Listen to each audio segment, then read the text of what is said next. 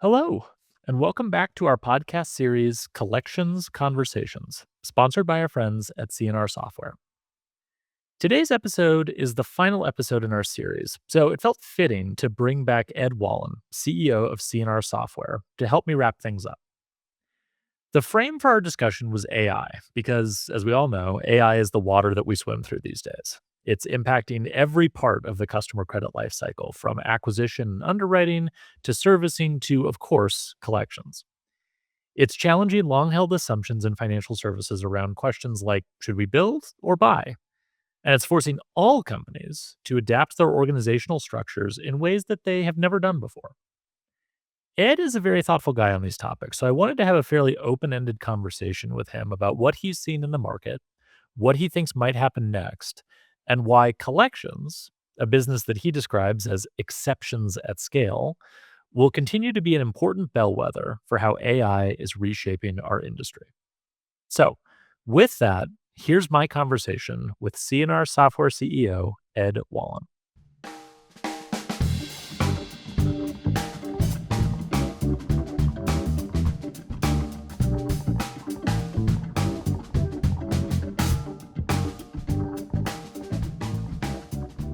Okay, Ed, thanks for coming back on. Yeah, thanks for having me, Alex. It's great to be here. It is great to have you. You were the guest for the first episode in this series. You were the guest for the last episode in this series. The Alpha and the Omega. I know. Yeah, as T.S. Eliot reminds us, at the end of all our exploring, we will arrive where we started, and we will know the place for the first time. So, we are going to. It's good, right?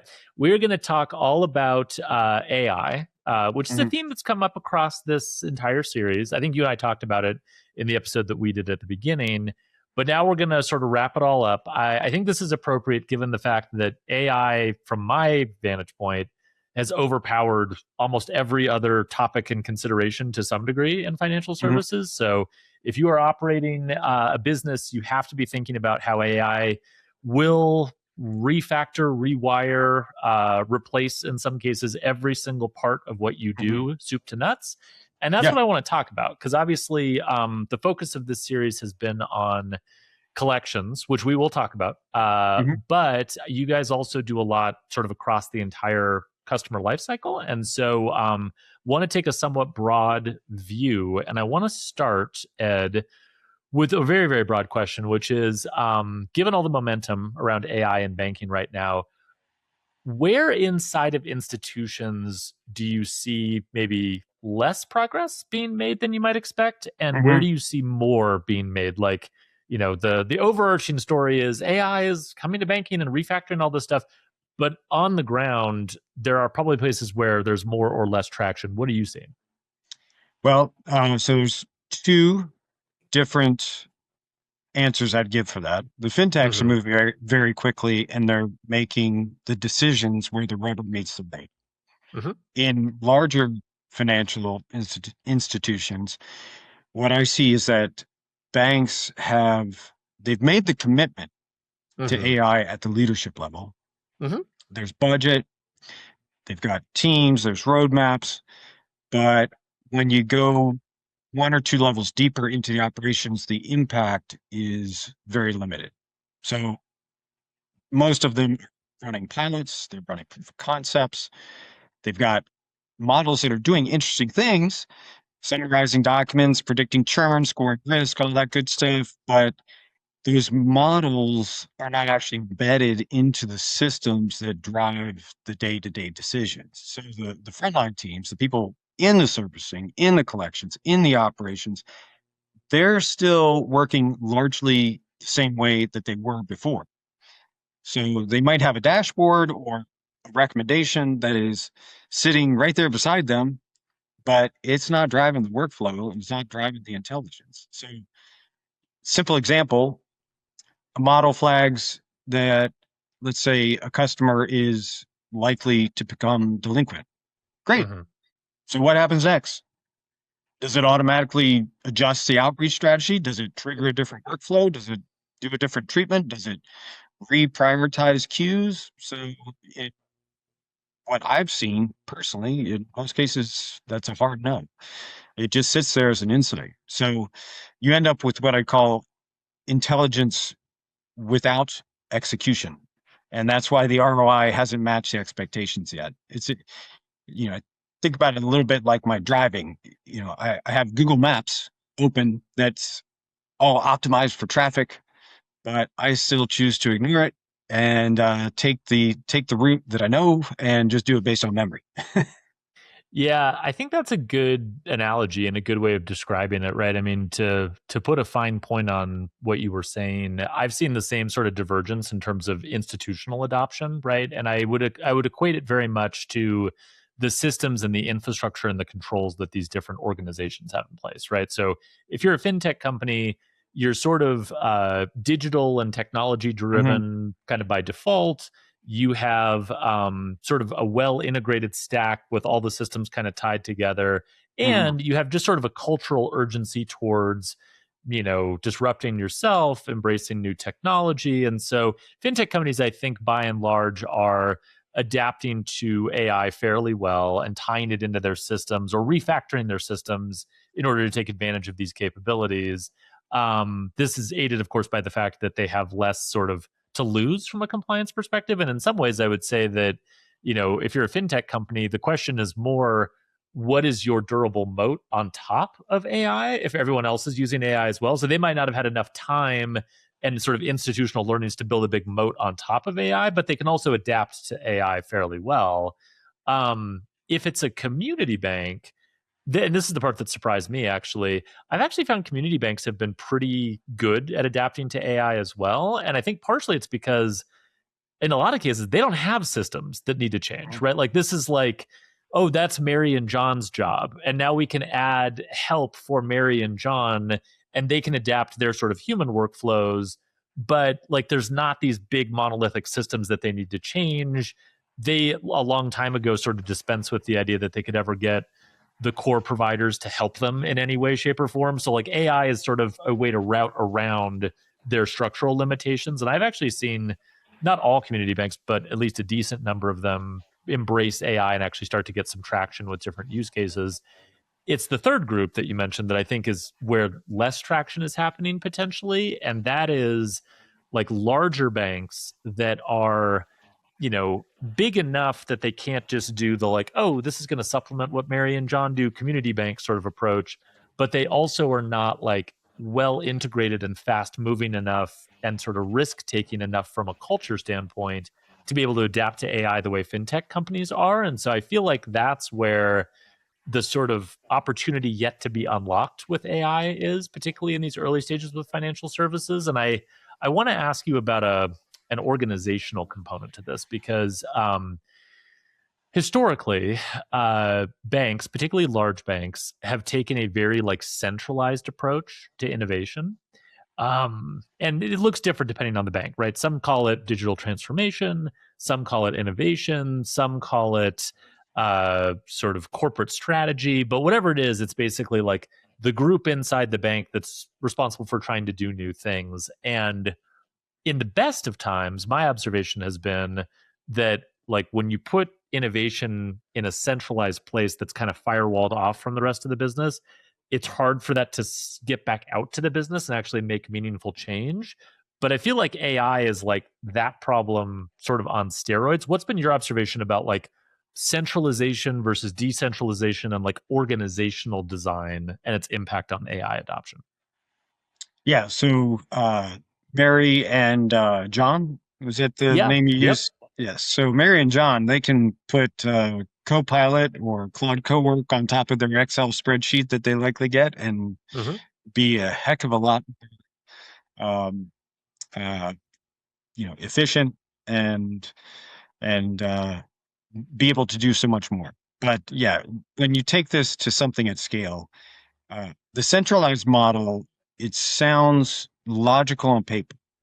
Mm. So you build that center of excellence, you concentrate the talent, you try to scale capability, but in practice, it creates the distance from where the actual work happens. And so those teams don't live in the day-to-day operations. They're not sitting with the collections agents. They're not handling the service calls. They're not navigating the edge cases. And there's so many edge cases just across the entire life cycle. So they lack the context needed to build meaningful AI that actually works in production.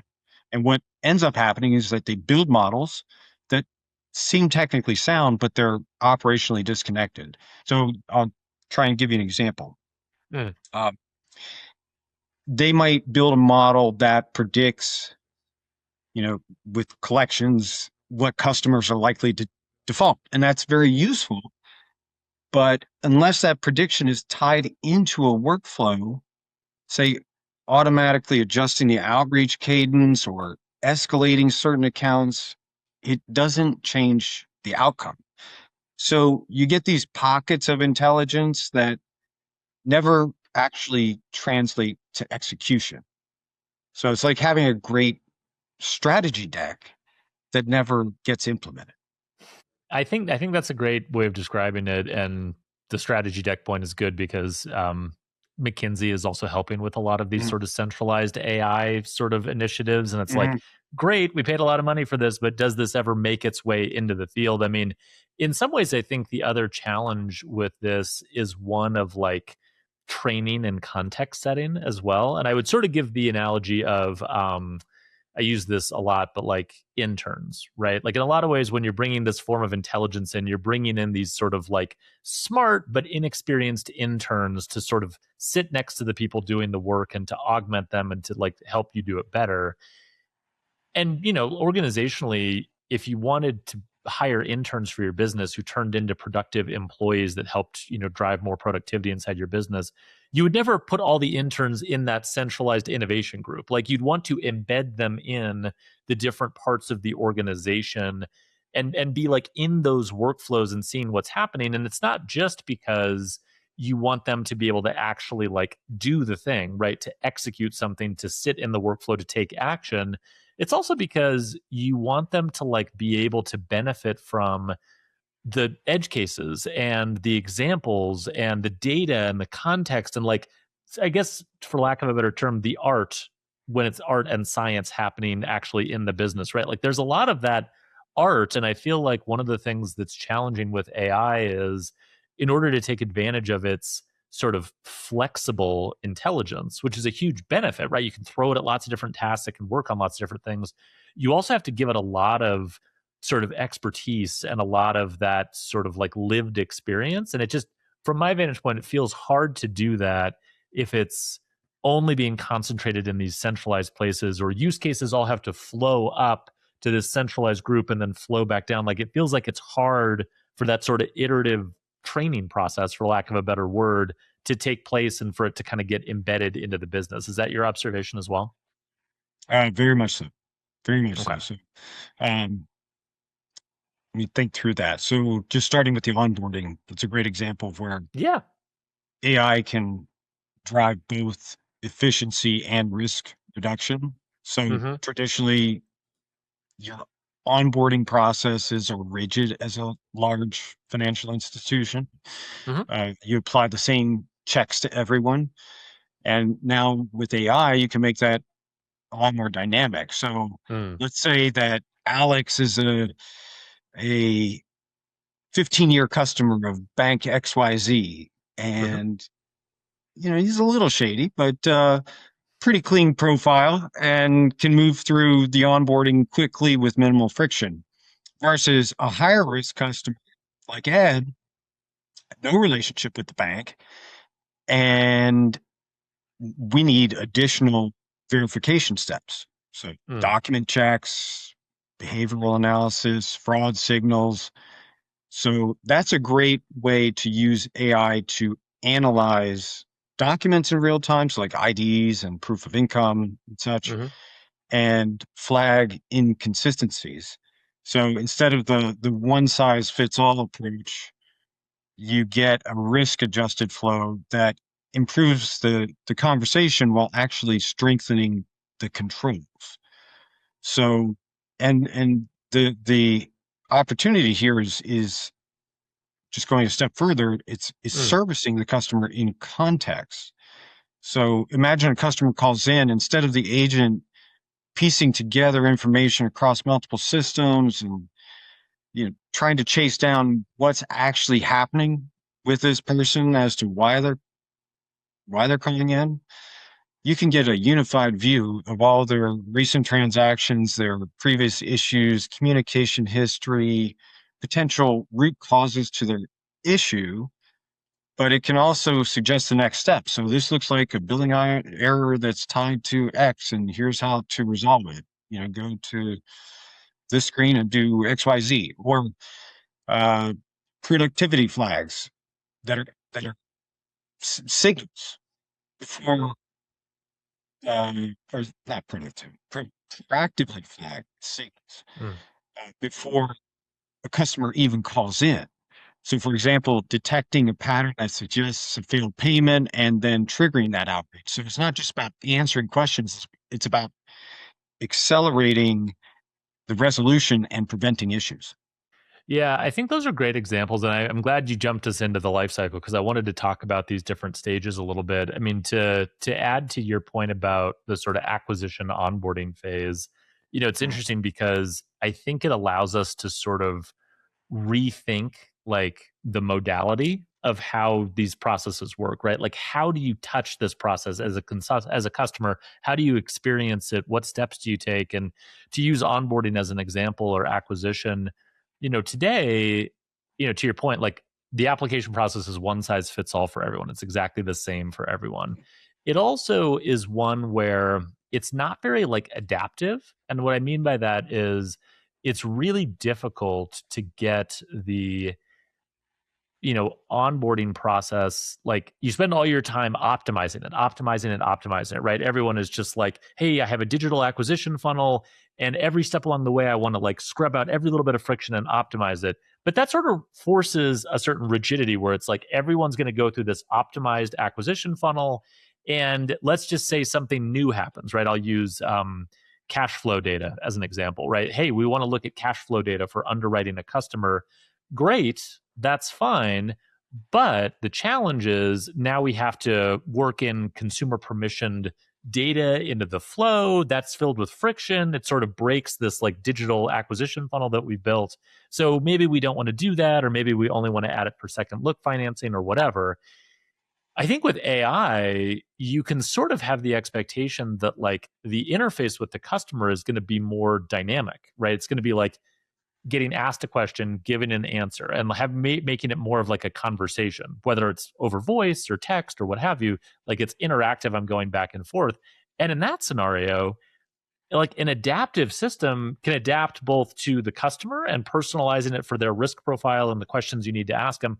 But it can also adapt if some new data source or some new thing comes along that the lender wants to take advantage of. And so I think that this ability for AI to make interfaces and experiences more adaptable allows for both personalization on the customer front, but also like continual improvement and optimization and testing and different systems on the back end. So it kind of introduces more flexibility on both sides. But going back to your point, that's a system thing, right? That's not like LLMs by themselves can't do that. You have to architect a system around that. What are you seeing from lenders that are starting to look at like the sort of user experience and system implications of what AI can do in that way? Yeah, so it's to your point, it's making the credit decisioning much more dynamic, which is Mm-hmm. it's a great opportunity. So, like you said, instead of relying purely on static historical data, you can incorporate all sorts of different signals, such as spending patterns, cash flow trends, payment behavior. So, like, what if Ed goes and takes instead of his debit card, takes his credit card to the ATM and gets cash out? Like, Mm. that's not normal behavior for Ed, right? So, what's important is that AI doesn't replace the framework; it enhances it. So you Mm. still need all of the explainability, auditability, the regulatory alignment, the controls that are in place, and all of the the deep domain logic there. Mm-hmm. So it's really an evolution and not a replacement. So, collections is very near and dear to my heart. So for Yeah. that use case, you've got a vast combination of data and decisions, and the outcomes are most immediate. Mm-hmm. You have to continuously evaluate decisions. So which accounts to prioritize, when to reach out, how to communicate, what resolution strategy to offer, what payment offers to offer. So Mm-hmm. AI can optimize all that, but only within the context of the rules, the deep domain logic, and taking compliance into account. So, for example, AI identifies that certain segments respond better to SMS in the evening. It adjusts the outreach timing and the channel automatically, but it respects the regulatory limits on contact frequency and consent. So here in the States, that's a TCPA, Mm-hmm. uh, FDCPA, et cetera. So uh, that's where the combination of AI and the domain expertise really becomes critical. Yeah, I think the thing that's interesting to me about the combination of those things is again this idea that there are places where I'm trying to think of the right way to say this actually. Like there are places where AI can add value, but it's not the best use of AI, if that makes sense. Like this is one of the things that's hard about it, right? Is that like machine learning is powerful, but not very flexible, right? And so like when you like look at a problem with machine learning, it's like, okay, do I have the data? Is the data clean enough? Can the data be analyzed using machine learning algorithms in order to get me a better answer than I'm able to get using logistic regression, right? Like it's a relatively contained problem space, and so the idea of how you use it, like it's fairly straightforward. And some organizations are more sophisticated about getting value out of something like machine learning than others, but functionally, Mhm. the problem space is the same for everyone. I think one of the things that's really hard about like large language models and foundation models and agentic systems is that they can do anything.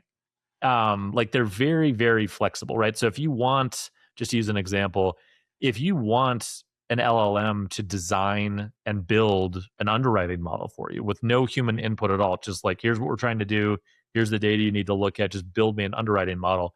You can do that. And that's a very broad approach to using LLMs. Or you can take a much more narrow approach and say, hey, I'm just going to use LLMs for this step in the underwriting process where I'm looking at documentation that the user submits, and I want to use an LLM to extract information from that document rather than an OCR model because an LLM is more flexible and will better perform better and probably will be cheaper too. And I like neither one of those answers is wrong necessarily, but like one of them comes with, as you were saying, like the disregard of a lot of the existing systems and guardrails that you've built, right? So like if you're going to have AI build an entire underwriting model, like are you confident that you'll be able to explain it? Are you confident that it'll be able to perform in the way that you expect and that your regulators expect? Like will it be compliant with all of these laws that you're required to follow? To me, that's the question. To say nothing of the fact that, like, how many tokens are you going to burn asking it to do this rather than another thing? So, even from an engineering perspective, like, yes, the LLM can churn through enough tokens and probably figure this out, but is that a good use of your token budget? Like, all of these are kind of second order considerations to how you use this more flexible intelligence. The other thing I wanted to spend some time on with you, Ed, is this question of build versus buy. I'll go back to what I said at the beginning of the podcast. Every category of organization treats this in a slightly different way, right? So, fintech companies have an approach with AI, community banks have a different approach, big banks have a different approach. So, accepting that organizations will be a little different in this respect, I'm curious what you've observed around companies' sort of interest in just building with AI directly. And when I say building, to be clear, like very few people are trying to contemplate building their own foundation models because obviously, like that's orders of magnitude more expensive and difficult than anyone can do. Like Chase can't build their own foundation model. So that's not really accessible to anyone. But building on top of foundation models, building your own harness for your own agentic system for a particular workflow, what have you, people who want to build on top of AI themselves versus people who want to buy sort of AI or agentic solutions built by vendors. And I'm curious if you can help me sort of understand the thinking that's going into that choice.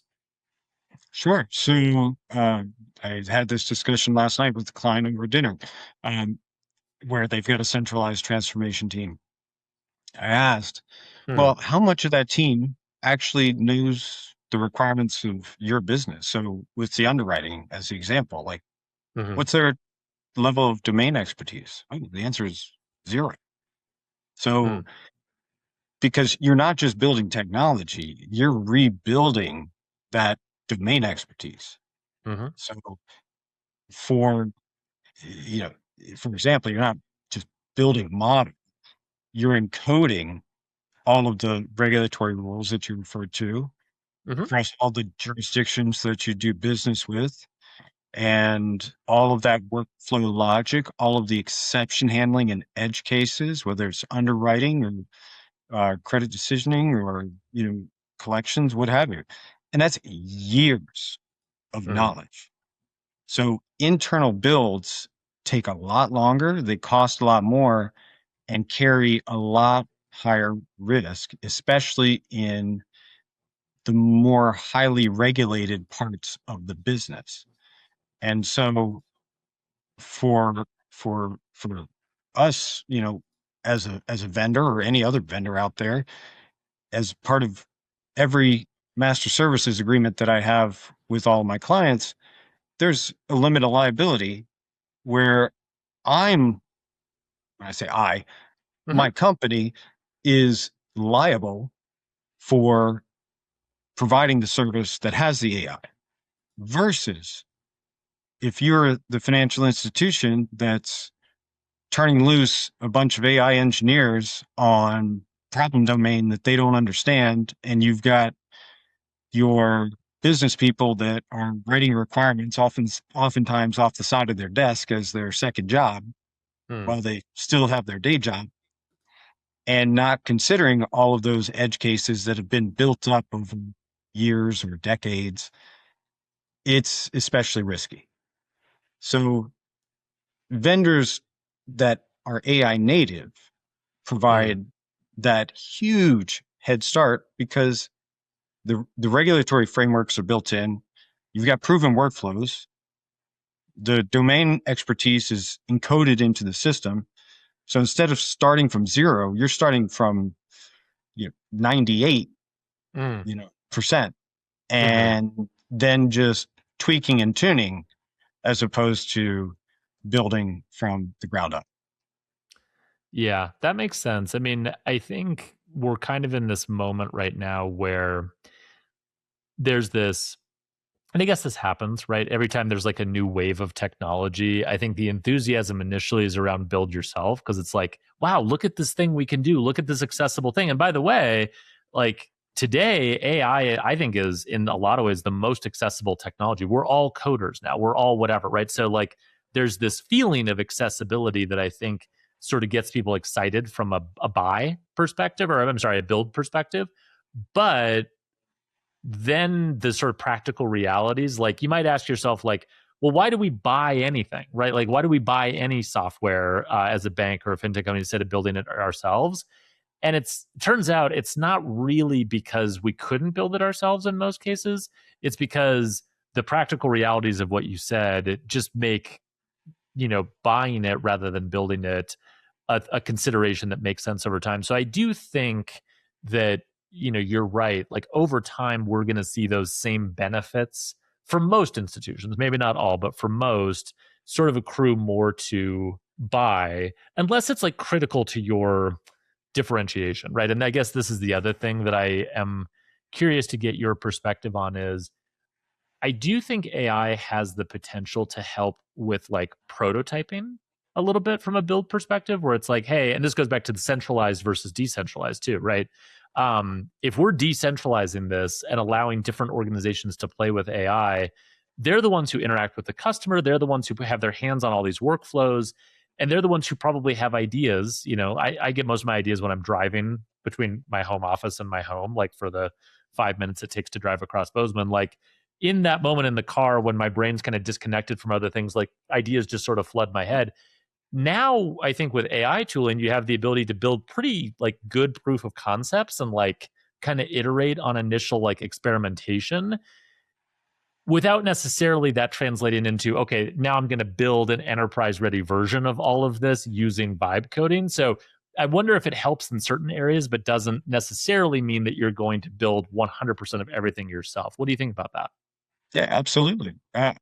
In terms of what you want that interaction to look like. So, Mm-hmm. for instance, let's say you want to completely reimagine how you can drive more self-service Mm, to the end customer.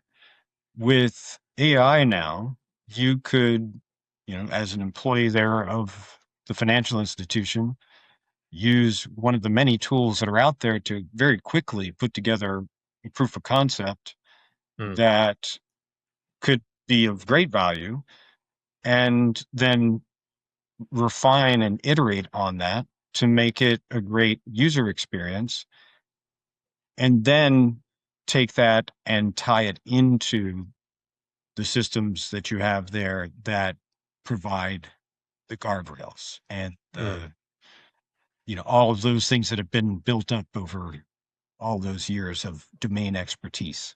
So it's really layered, so Mm-hmm. the rules define the boundaries. The AI can come up with RAG experiences that Mm-hmm. are truly different and a much better frictionless Mm-hmm. experience for the end customer. But then you can take that and then really operationalize it and execute through your systems that drive the workflow. And then the human in the loop handles the exceptions. And you still see human in the loop handling exceptions as being something that's going to be around for a while. I think to an extent, it's always going to be there because there's always exceptions. I've Right. always said that, and again, I hate to keep coming back to collections, but collections is just Oh, exceptions yeah. at scale. And Mm-hmm. so, whereas you may have situations where it can be completely AI driven and headless and self service and all that great stuff. Well, you know, what if this person is no longer with us and there's a complicated probate process in Fulton County, Mm-hmm. Georgia, and now we need to figure out how to handle that situation, and there's going to be a human that then gets involved. So it's it's got to be a blended approach, and it's finding that balance is really what the winning model looks like. Yeah, collections is exceptions at scale is a line I'm going to steal from you, Ed, because I really like that. And I think it's one of the reasons why I'm so curious about collections as a practice and how it evolves, is because I think in a lot of ways it is sort of the purest expression of like why building systems in financial services is so hard, because it's always the edge cases and the things that are hard to automate. But as we've talked about in this series over time, those are also where a lot of the value and trust is created, right? And so it's like, we should be thankful for and trying to learn from and trying to improve on those areas rather than just treating them as like an afterthought. And so hopefully that's a mindset shift that we've been able to catalyze a little bit through this series. Speaking of the build versus buy question, the other thing I wanted to ask you about is how, as a bank or a fintech company, do you sort of vet out like AI native vendors? Because that's the other thing that I think is going to be really challenging in this space, and I'm already starting to see evidence of it. Right, like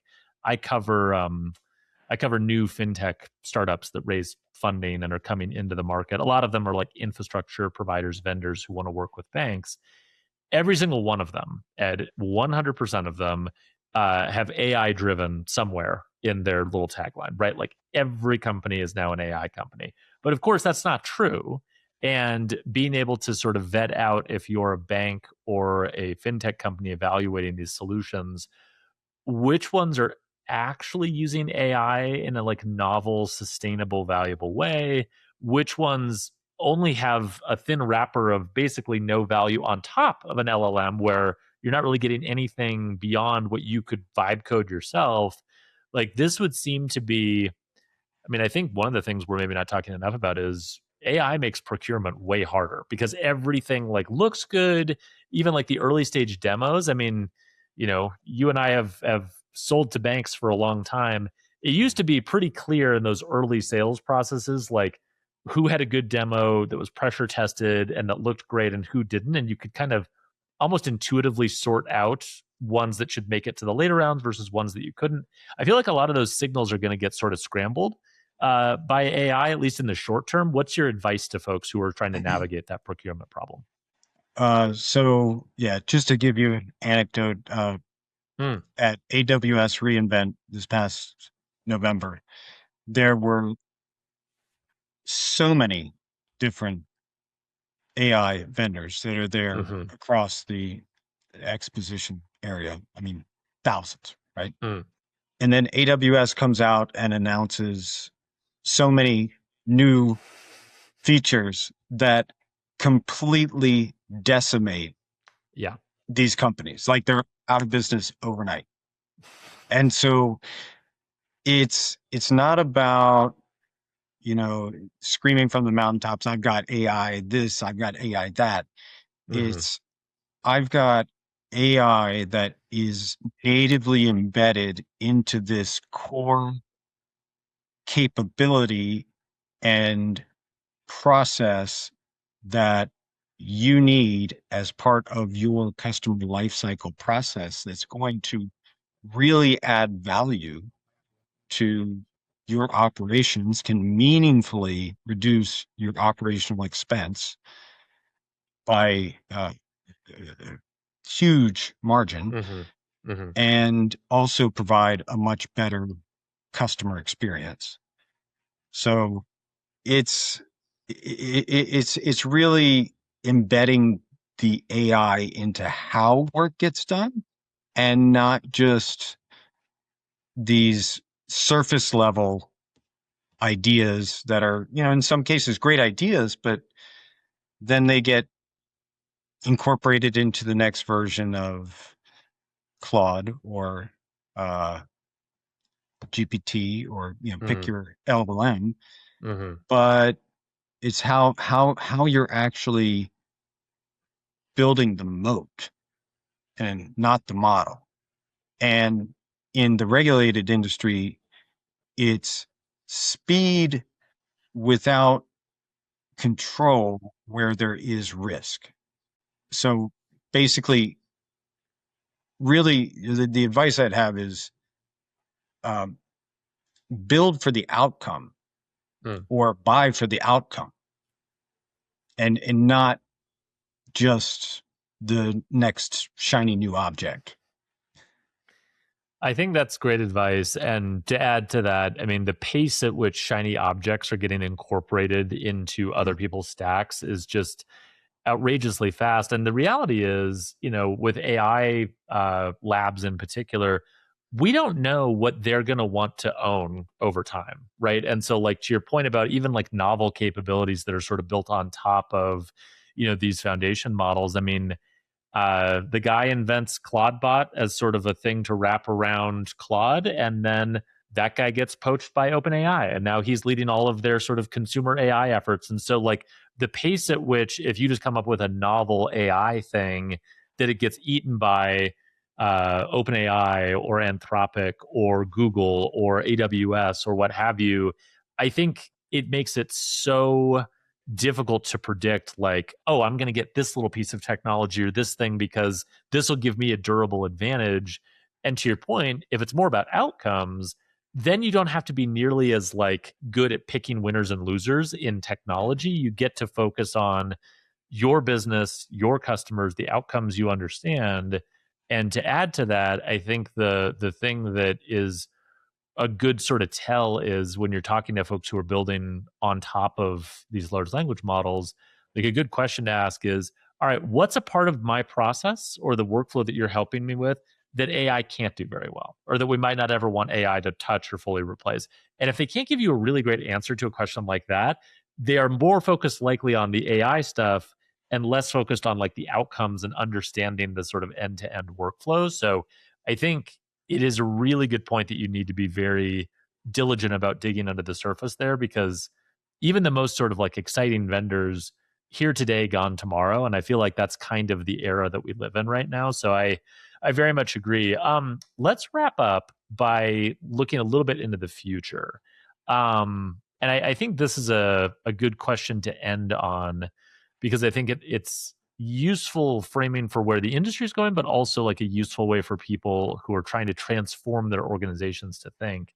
Um, if you were advising a bank that was starting from scratch today, so we're building a bank from scratch, where would you kind of advise them to begin? And what do you think their operations, their stack, their business, like how do you think it would be different from an organization that's trying to adapt to AI versus one that can be truly AI native?